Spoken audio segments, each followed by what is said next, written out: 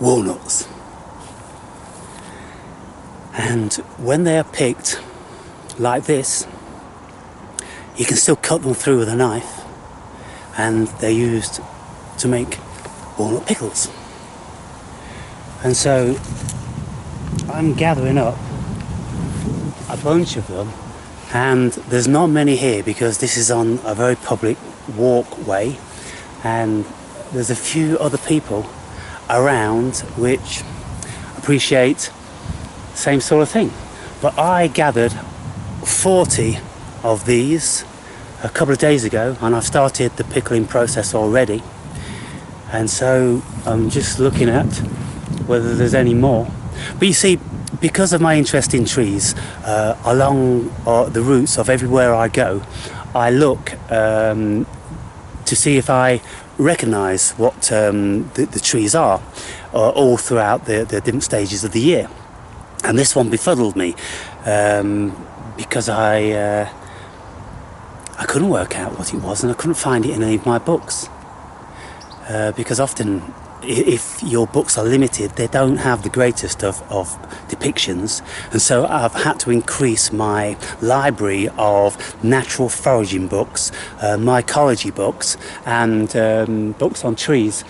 So I've got many more points of reference, and so armed and tooled with that, I'm much better able to determine what each individual tree is.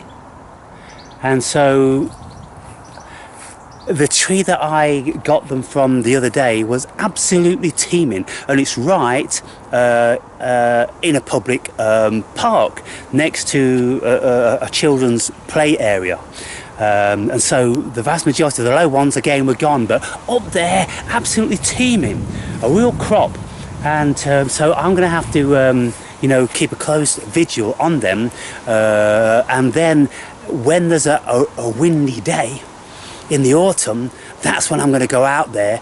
Maybe a really torrential, rainy, windy day when nobody will be there, because all these walnuts will have been blown onto the floor then, and then I'll make a killing on those. But as far as finding any others here, doesn't appear that there are any.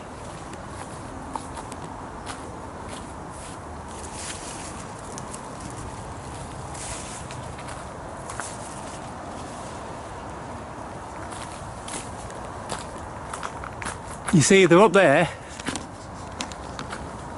There's a few up there, you can see. There's one there. I could probably get that one,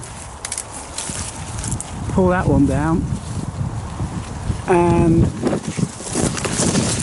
there he is. Ta-da! Now, I remember tasting pickled walnuts as a kid because my old man used to like them. So I can't really remember, vaguely. But the reason why I'm doing this, and actually just as we go through this opening, there's a hazelnut tree. I know where all the hazelnut trees are on this route. I know where all the blackberries are. I know where all the poisonous hemlock plants are. Poison hemlock. Difficult to tell from the leaves now, but this is what the hemlock leaves look like, and they have this kind of like frosting on their stem, and they have red blotching. Eat that and you'll end up like Socrates, dead, because that's what they made Socrates eat. Drink.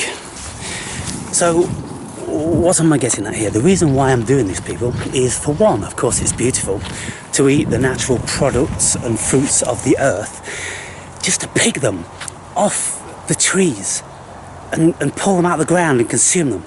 It's a wonderful thing, and it brings back the connection. And ultimately what it does, for me, it brings me closer to God. Lots of people have a problem with that connotation, but I use it multifariously. And so what I'm speaking about when I'm speaking about God, I'm speaking about nature. I'm speaking about the cosmos as it is, with its genius, the genius behind it. It may turn out that God is a computer. It may turn out that God is math. But there seems like there's lots to it. Because math is there in the creation. Math is already there. Math isn't an invention, it's a discovery. So God has used math to create this. And you can see it all throughout nature. It's so wonderful. Now, just here for instance,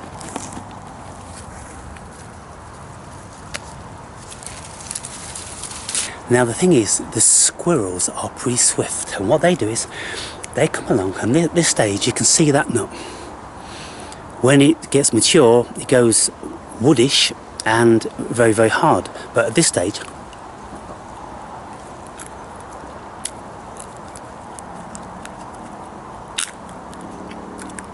you can crack it open, and then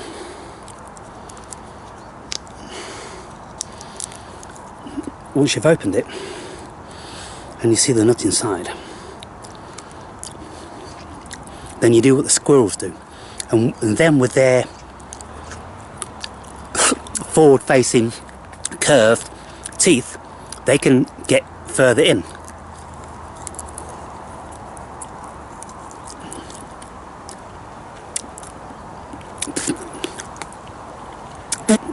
Bit messy, not very satisfying by all accounts.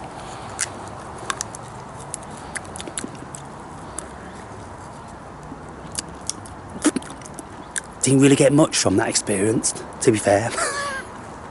But it's just nice to be able to eat what we're being offered. And then as I come through here, we've got all the blackberries, which are in actual fact in season. I've just been having a feed on them.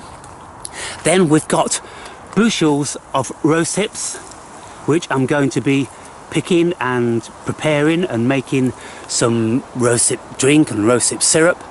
And then behind us, overhanging here again, are the hazelnuts. Like I say, most of which have already been consumed by squirrels.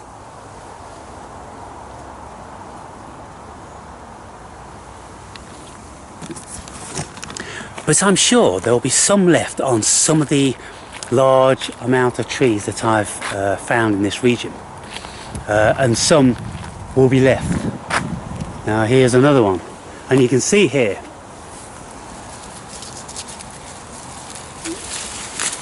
this is how the squirrels do it.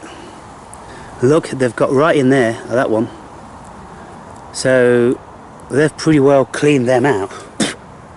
Some shit's biting me. So on my rounds, there's gonna be lots of food. And you know, this is a general hawthorn bush.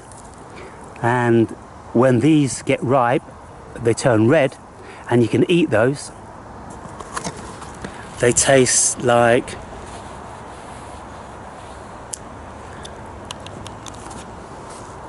avocado.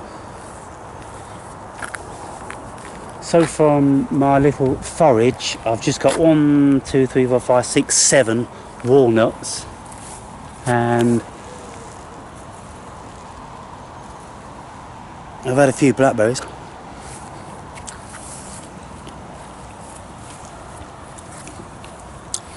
Nothing that's going to be sustaining me, But if I forage long enough, then I could already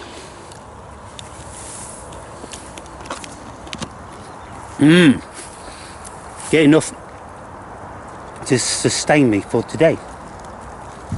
So I'm gonna have a little bit more of a feed here before I get back on my way and see what fungi I can find, because at this time of year you find what's called a pavement mushroom, and it's an edible, and you find them right next to pavements, sometimes coming up through tarmac and things like that. And then you find the horse mushroom, which is an edible also.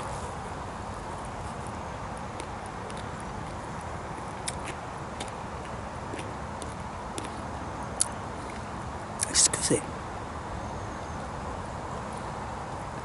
So, being out in the natural world, eating from the land can be a very satiating thing. Now there's another plant which is called cow parsnip, and it looks pretty similar to this poison hemlock. And you see the poison hemlock here now, very distinguishing feature is this is purple.